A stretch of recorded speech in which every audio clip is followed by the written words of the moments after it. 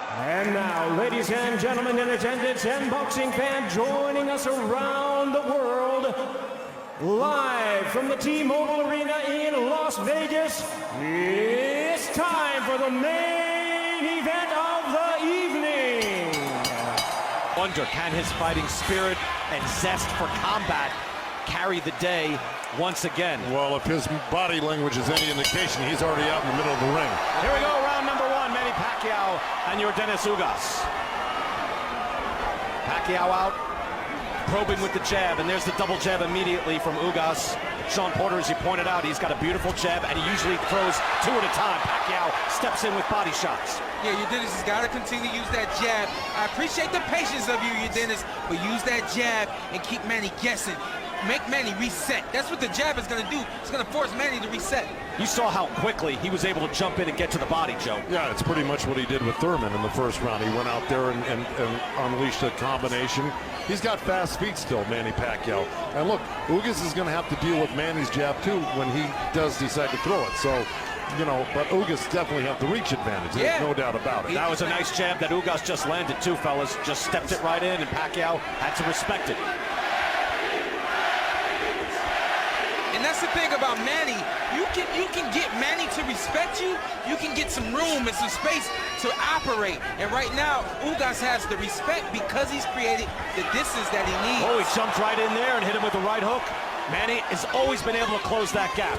Remember, he fought Juan Manuel Marquez, knocked him down 3 times with left hands in the first round. Marquez could not find an answer. Ugas already realizing he's in with a very different guy. Hard right hand from Ugas. Manny landed a good right hook, and Ugas came back with a stiff jab himself. I mean, look at the fighting spirit from Pacquiao already, and it's a very different fight against Keith Thurman. Thurman was the guy who was pressing. Pacquiao was very mobile. Here it is Pacquiao showing the power early in this round one. Yeah, he knows he can't stay on the outside of that long reach of Ugas's. I mean, wouldn't you agree with that, Sean? Yeah, no, he can't stand on the outside. And I think right now, a little too much posturing right now and posing by Manny. I like to see Manny a little bit more of that in and out. But we got to appreciate the fact that he is 42, and he's got to pace himself a little bit more. And the fact that Ugas is smart enough to clip you on the way in if you make mistakes. So he's got to be a little bit cautious.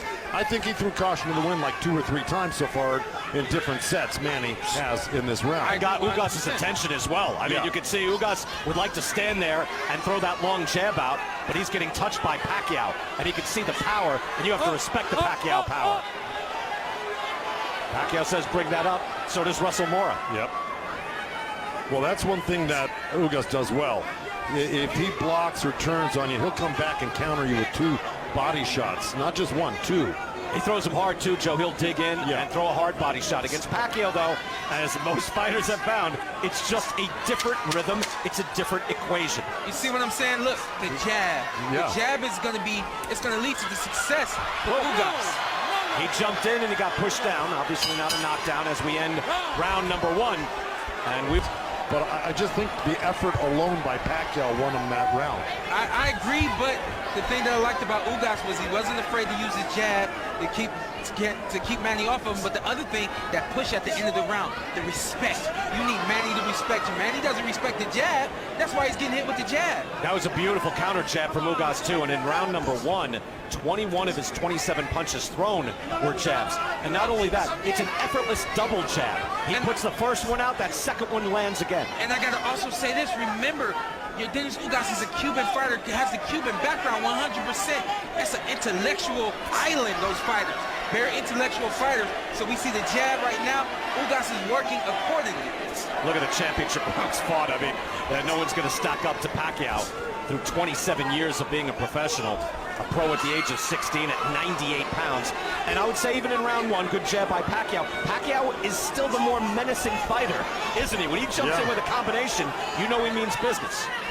Yeah, and Pacquiao landed a good jab himself just a second ago. They're not as often as Ugas is throwing his, but Ugas is not really not working in a hard way. In other words, he's just throwing an occasional jab right now, and he's really holding back on some better power punches that he should be throwing. Pacquiao was stopped there by a right hand. He's doubling up on the jab and then a left hand coming off the jab as well.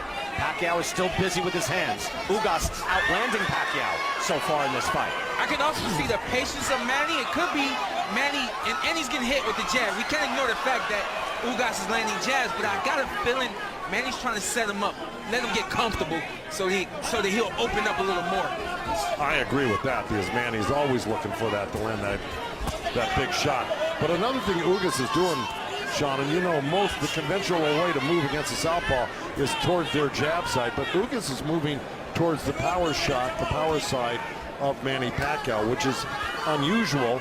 I encourage it with southpaws, but not many guys do that. Those numbers, by the way, are interesting in that Pacquiao is throwing a lot of jabs but not landing. Ugas is much more accurate. 45 seconds to go here in round number 2. Pacquiao jumps in, tries to trade. Would love to get this as a firefight on the inside. Ugas has real power. Pacquiao has to respect that right hand coming up the middle. Yeah, and again, there it is. Pacquiao and Ugas both landed good uppercuts to the belly in that last exchange, one each. Very good round of boxing by Ugas. I like everything from Ugas in this round, the jab, the patience, that shell defense that he likes to use, and also timing Manny pretty well with the offhand. Another jab by Ugas. Stop. He has outlanded Manny Pacquiao through 2 rounds. It's been an interesting fight.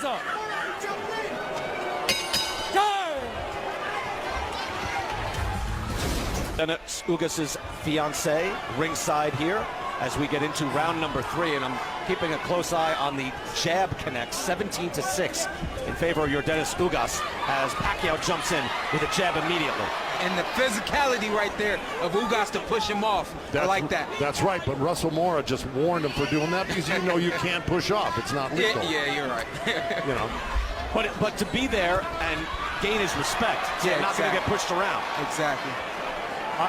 You know, probably not going to deter Manny Pacquiao much. I mean, getting pushed, especially if he's got the backing of the referee right now. So he's, you know, like I say, Pacquiao's is going to win these rounds just by sheer, you know, action, just by keeping his hands busy.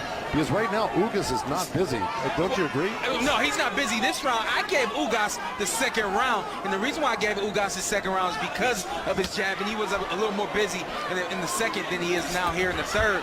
But I'll tell you what, he's giving Manny Pacquiao a puzzle to solve. Good right there. Good right hand there by Ugas comes in right after Pacquiao had a counter jab back in. But that right hand gets his attention. Pacquiao tries to go to war. Another right hand by Ugas. I'll tell you what that is. That's a great right Cuban hook. It's like a right. It's not straight, but it's not a hook. It comes around your glove. Well, that's and right. Manny's not ready for that punch. Ugas able to block those shots from Pacquiao, at least those. You see the punches landed. Still quite close, and we've got a real fight. We expected it, and we're getting it. But see that right hand, that little looper right hand that he's throwing, it's only possible because he's edging on the right side, on Manny Pacquiao's left side. So he's got a nice little view there, and that's how he's landing it. Plus, it's trying to set up that straight right hand. He wants to give him a little taste around the corner and then come down the middle with it eventually. And guess what? Manny isn't using his feet. We can speak to him being 42, but he's got to start to use his legs and give Ugas a different look beyond those fast hands that he has. What's the look you're looking for? I'm looking for in and out. I'm looking for pivots. Pacquiao bounced Ugas up to the ropes right after he ate a strong right hand. You'll have to make this a war. If you stand at distance, it'll end up like that. Ugas is able to fight at distance with that beautiful long jab. Here's what we knew when we fought Ugas. We knew that he wouldn't move his feet very well, and we knew that we would have a good chance of outboxing him. I moved a lot in that fight because I knew that Ugas didn't have the kind of feet that I have. Ugas doesn't have the feet that Manny has, but Manny's not using them right now. Yeah, Pacquiao was not moving around the ring. You're right, not mobile. He was very mobile 2 years ago. You know what it looks like? Big hook right there. Again. You know what it looks like to me? Looks to me like he just wants to bowl his way right through Ugas. Yeah. And he's not interested in doing angles or anything else. He wants to go get him. He wanted a piece of Ugas there, no question about it. We're through 3 rounds.